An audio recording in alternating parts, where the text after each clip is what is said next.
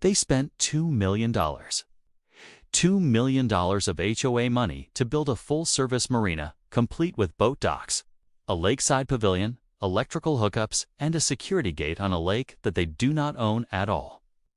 This lake sits entirely on my private property, deeded to my family decades before this HOA even existed.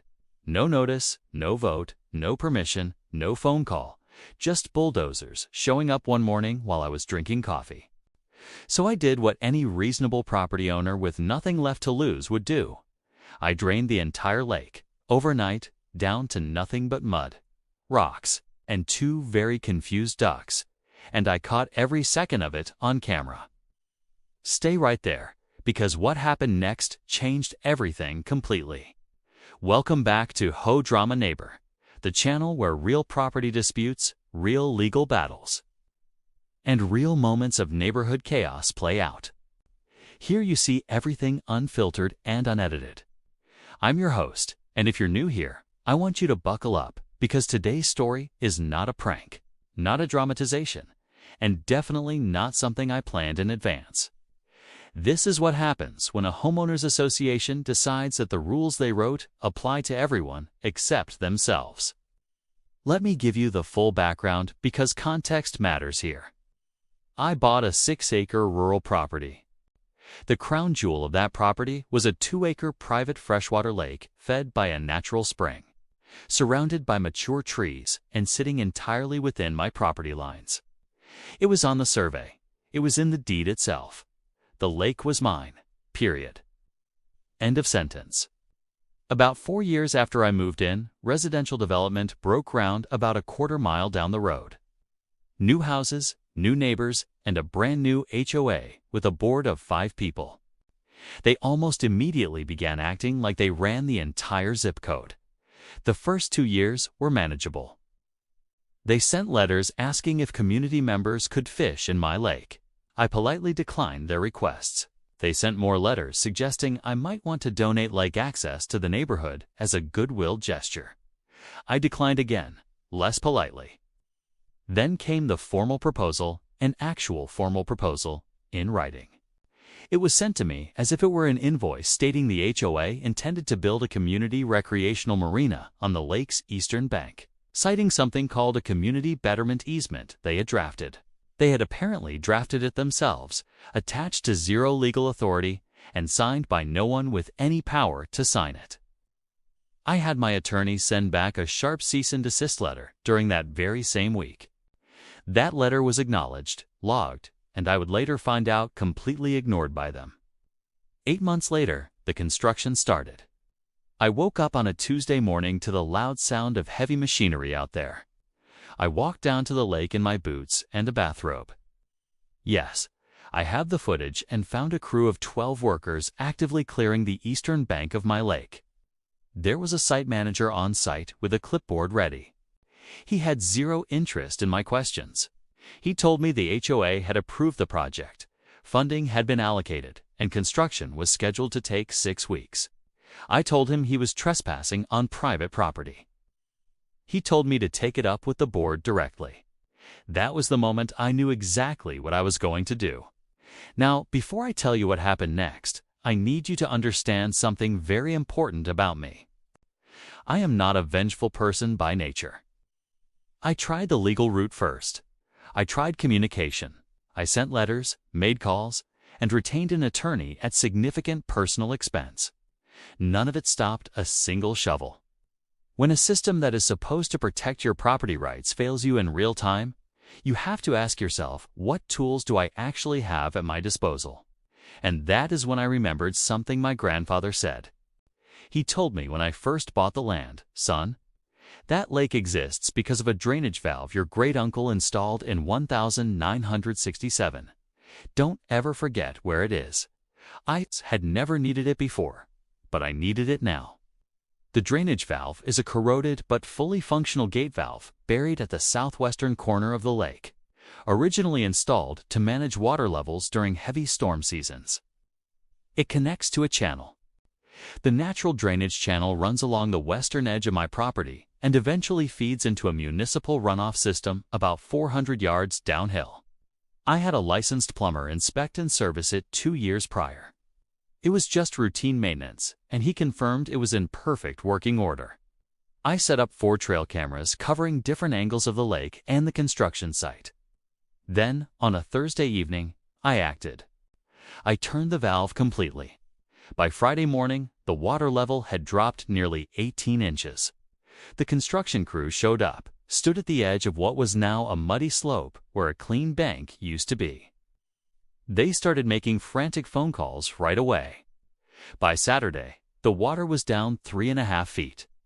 The newly poured concrete dock footings had cost approximately $340,000, according to later documents. I obtained those through a public records request. They were now sitting in 6 inches of murky water surrounded by exposed sediment. By Sunday night, what had been a beautiful 2-acre lake was a mudflat. It was a 2-acre mudflat with a small puddle in the center and 2 extremely baffled mallard ducks wandering around like they had woken up in the wrong universe entirely. The HOA board called an emergency meeting. Then they called my phone 17 times over the weekend. I have the logs. Then they showed up at my front door on Monday morning with 3 board members, a contractor, and a man who introduced himself as their lawyer. I met them on my porch, coffee in hand, and asked them what they needed. The board president, a man I will call Douglas because that is genuinely his name, told me I had destroyed community property out there. Douglas demanded I reflute the lake immediately. I smiled and told him that there was no community property here. There was only my private lake on my private land, which his organization had trespassed upon. They broke ground on it without permission and spent $340,000 improving it without my knowledge or consent. I also mentioned calmly that I had the footage of every single day of construction on my property. This included the day a board member physically removed one of my no trespassing signs from a fence post. The legal battle that followed lasted 14 months. The HOA attempted 3 separate legal theories. They tried to claim some right to the lake using the self-authority easement, a claim of implied community benefit, and finally, an argument that a surveying discrepancy from the 1980s made the bank ambiguous. Every single claim was dismissed.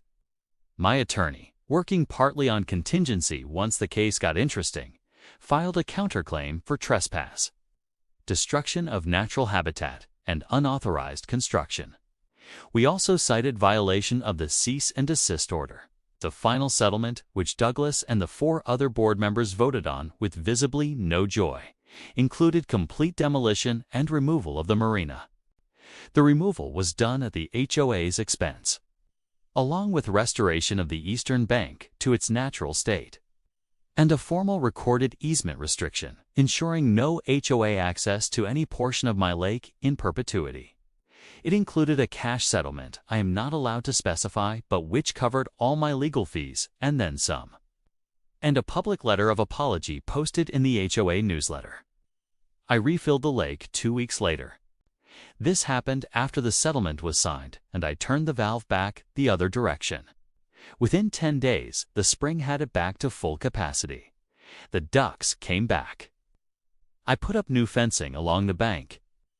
I added security cameras that feed directly to my phone. Douglas resigned from the board 6 weeks later. I heard through neighbors that he moved to a different county. I genuinely wish him well in his life. I also, if I am being completely honest with you, still smile a little bit every single morning when I walk down to the lake with my coffee and see absolutely nothing but water, trees, and my private property. Everything is exactly where it is supposed to be. The bigger lesson here, and there is one. Because this channel isn't just about wild stories, it's about knowing your rights and that property law is unambiguous. It works when you document everything. The moment that cease and desist went out, every piece of mail, every voicemail, and every construction photo became evidence. The trail cameras were completely decisive. My grandfather's knowledge of a drainage valve that had sat untouched for decades was decisive. And the HOA's willingness to assume that a neighbor's silence equals consent was a catastrophic miscalculation. Know your deed. Know your survey. Know your drainage valves, people. If you've had a property dispute, an HOA overreach, or a neighbor situation that went completely sideways, I want to hear about it below. Drop a note in the comments. This channel exists because of stories like yours, and every week we are diving into new cases, new confrontations, and new moments where everyday people had to fight back hard. They fought against systems that assumed they wouldn't. Hit subscribe. Share this video with anyone you know dealing with HOA drama, and I'll see you in the next one. The lake is full. The marina is gone. And the mud. The mud was absolutely worth it. Smash that subscribe button and hit the bell right now so you never miss a moment on HOA Drama Neighbor. New episodes drop every single week on this channel. Trust us, it only gets wilder from here. Make sure to share this video with fellow landowners who need to protect their boundaries against corrupt boards. Subscribe to HOA Drama Neighbor for more.